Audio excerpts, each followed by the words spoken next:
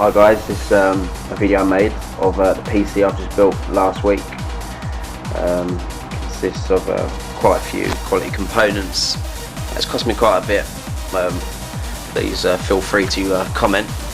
The first thing is I've bought a thermaltake kandalf liquid cooling case, which come with the liquid cooling water block for the processor. Very easy to set up, actually a lot easier than what I actually presumed it would be. So coming at the front, we've got the grill with the radiator which sits behind the front panel. So it's got three 120mm fans, which does a good job.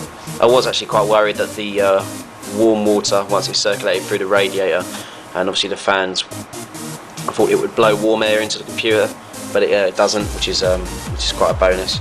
So it got me Pioneer DVD drive. I only want one drive. I haven't got any use for two of them. But possibly maybe upgrade in the future. But until then, one will do fine. I've got a E6850 dual core processor. I was going to go for a quad 6600, same price.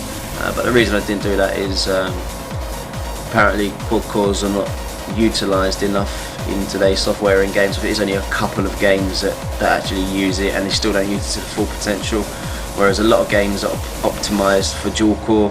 So I bought that really, and I've overclocked it to 3.6 gigahertz. I know some people are hitting 4 gigahertz with it, but I'm new to overclocking, so basically I'm taking it easy. I'm going to read up quite a lot on it before I go mad with it in case I fry my computer. I've got a EVGA 680i SLI motherboard, which apparently was good.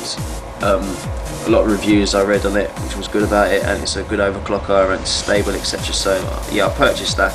I've heard quite a lot about the asus motherboards as well, so I'm not sure. I'm happy with what I've got, so I'll keep it like that. I've got a 120mm fan on the rear there, which is sucking some of the warm air out, which is nice colour blue. I've got a Asus 8800 GTX, which is a good card. I'm going to buy another one next month and go SLI. I know that NVIDIA by Christmas apparently they're releasing the new chips, G92 or the 9800s, etc., whatever they're going to call them, and apparently they're supposed to be about 3 times as powerful as a standalone 8800 GTX, but I'm going to go SLI for the time being, just to so I don't really need it. I mean, the one 8800 GTX is more than enough, but obviously you just can't have enough sometimes.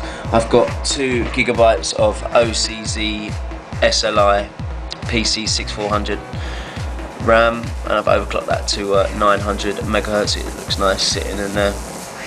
I've got 2 Western Digital 500GB hard drives in RAID 0. I was going to buy some Western Digital Raptors, but I couldn't justify the cost really. £150 for roughly 150 gig. I know they're supposed to be fast, but I mean these are fast enough in RAID. And I've got a antec quattro 850 watt power supply unit, and my wiring's a bit messy at the top there. I haven't had time to really sort it out. I just wanted to get it up and running. Let me undo the case just to show you what it's like.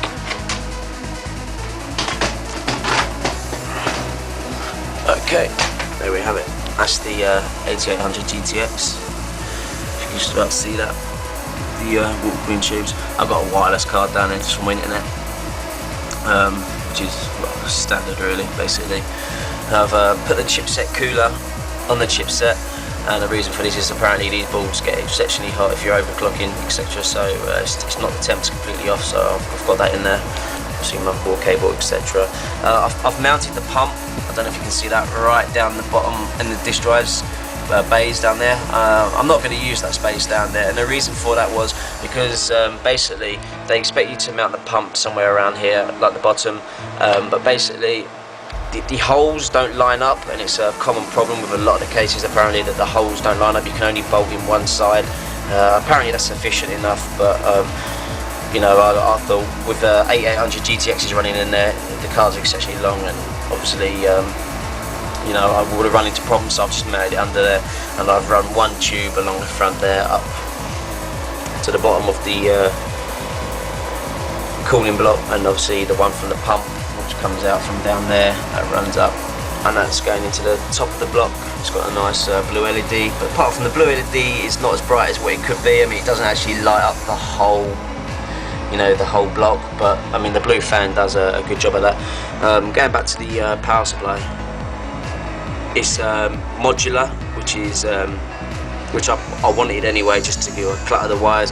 Obviously I didn't do a very good job of tidying up the wires there, but when I get free time I'm going to sort it all out. I've bought some Z5 500 speakers, 5.1 surround sounds.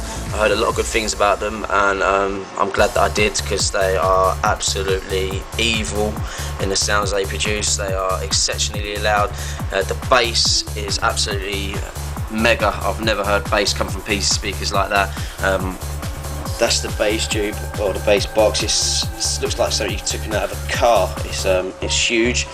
I've put one speaker there instead of mounting on my wall, because unfortunately I've got quite a big room and the cabling they provide is not exactly adequate, so I'm going to buy myself extra cable. So for the time being, I've mounted the rest on the walls. I've mounted one up there, I've got sort of wiring out, etc.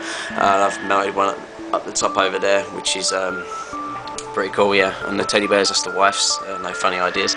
I've bought a LG 22-inch flat screen monitor.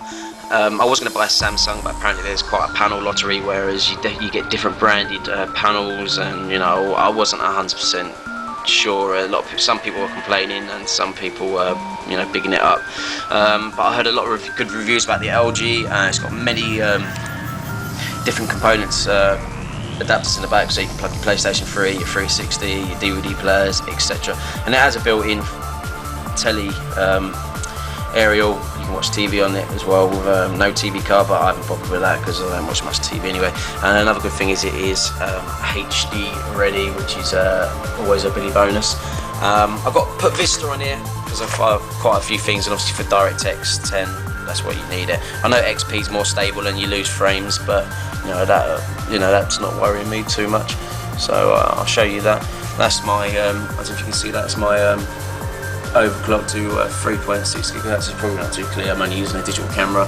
And my Windows Vista Index Experience score is 5.8. The reason for that is obviously dual core processor. There's only so much they can do, but everything else is 5.9 from memory to graphics and to hard drive. So yeah, if I put a quad core in, no doubt I'd guess 5.9 flat out, but I'm happy with that as a 5.8. So there you have it, guys. Thanks for watching.